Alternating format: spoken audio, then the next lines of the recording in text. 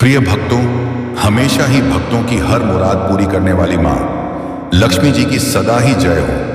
अगर तुम धन की कमी से परेशान हो और नौकरी या व्यवसाय में कठिनाई चल रही है, तो मां लक्ष्मी की कृपा से हम आपको एक बहुत ही ज्यादा चमत्कारी मंत्र बता देते हैं, जिसके नियमित जाप या श्रवण से आपकी सभी परेशानियां दूर हो जाएं और आपका घर धन धान्य से भरपूर हो जाएगा। सच्चे मन से धन की देवी मां लक्ष्मी जी की प्रार्थना सुनिए और फिर उसके बाद जो मंत्र हम बताने वाले हैं उसका नियमित 108 बार जाप या श्रवण करने से आपके सभी कष्ट दूर हो जाएंगे। हे मां लक्ष्मी, तुम सृष्टि की आदि शक्ति हो जो हर मेरे हृदय में निवास करती हो। तुम केवल धन और संपत्ति की देवी नहीं, बल्कि समस्त संसार की पालन करता हो। तुम्हारा आशीर्वाद केवल भौतिक सुखों तक सीमित नहीं, अपितु आत्मिक शांति और संतोष भी प्रदान करता है। जब मैं तुम्हारा ध्यान करता हूं तो मेरे हृदय में धन की नहीं, बल्कि सच्चे आनंद की इच्छा जागृत होती है। तुम वही लक्ष्मी हो जो भक्तों को उनके कर्मों के अनुसार फल देती हो और सच्चे भक्त तुम्हारे चरणों में समर्पण करके जीवन का परम उद्देश्य पाते हैं। मां, तुम्हारे मंत्र का जाप करते हुए मेरी आत्मा में एक अद्भुत शांति का अनुभव होता है। इस शांति से जीवन की सभी कठिनाइयां सरल हो जाती हैं। तुम केवल संपत्ति की वृद्धि नहीं, बल्कि जीवन की गहराई में संतोष और समृद्धि का स्रोत हो। जो व्यक्ति तुम्हारा सच्चे मन से स्मरण करता है उसे संसार संपदाओं के साथ साथ आत्मिक प्रकाश भी प्राप्त होता है। तो प्रिय भक्तों, आइए धन धान्य से भरपूर करने वाली सभी कष्टों का नाश करने वाली मां लक्ष्मी जी का यह चमत्कारी बीज मंत्र सुन लेते हैं। इससे पहले आपसे विनम्र निवेदन है कि अगर आपको हमारा यह वीडियो पसंद आया हो तो एक लाइक जरूर करें और हमारे YouTube चैनल हरिहर को सब्सक्राइब करना ना भूलें। कमेंट में जय माता लक्ष्मी लिखकर अपनी उपस्थिति जरूर दिखाएं। मंत्र इस प्रकार है। ओम विष्णु प्रियाय महालक्ष्मी नमः। ओम विष्णु प्रियाय महालक्ष्मी नमः। ओम विष्णु प्रियाय महालक्ष्मी नमः। ओम विष्णु प्रियाय महालक्ष्मी नमः। ओम विष्णु प्रियाय महालक्ष्मी नमः। ओम विष्णु प्रियाय महालक्ष्मी नमः। ओम विष्णु प्रियाय महालक्ष्मी नमः। ओम विष्णु प्रियाय महालक्ष्मी नमः। ओम विष्णु प्रियाय महालक्ष्मी नमः। ओम विष्णु प्रियाय महालक्ष्मी नमः। ओम विष्णु प्रियाय महालक्ष्मी नमः। ओम विष्णु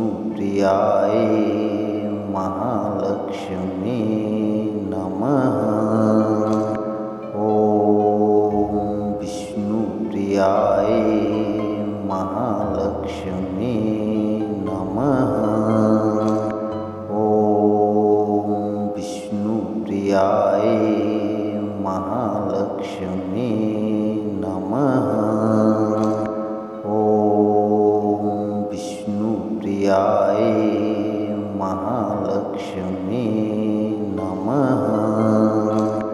ओम विष्णु प्रियाय महालक्ष्मी नमः। ओम विष्णु प्रियाय महालक्ष्मी नमः। ओम विष्णु प्रियाय महालक्ष्मी नमः। ओम विष्णु प्रियाय महालक्ष्मी नमः।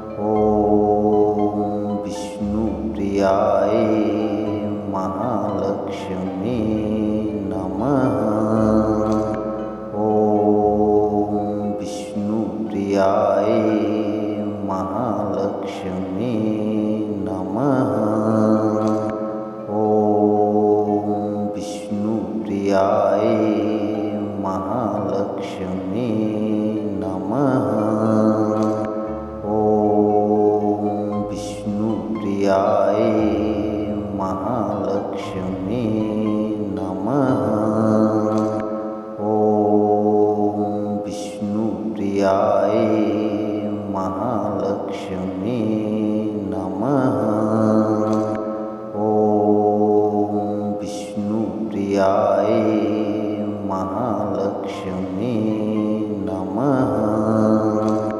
ॐ विष्णुप्रियाय महालक्ष्मी नमः।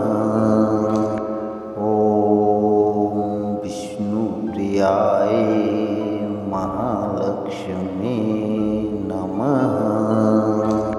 ॐ विष्णुप्रियाय महालक्ष्मी नमः। ॐ विष्णुप्रियाय महालक्ष्मी नमः। ॐ विष्णुप्रियाय महालक्ष्मी नमः। ॐ विष्णुप्रियाय महालक्ष्मी नमः। ॐ विष्णुप्रियाय महालक्ष्मी नमः। ॐ विष्णुप्रियाय महालक्ष्मी नमः। ॐ विष्णुप्रियाय महालक्ष्मी नमः। ॐ विष्णुप्रियाय महालक्ष्मी नमः। ॐ विष्णुप्रियाय महालक्ष्मी नमः। ॐ विष्णुप्रियाय महालक्ष्मी नमः। ॐ विष्णुप्रियाय महालक्ष्मी नमः। ॐ विष्णुप्रियाय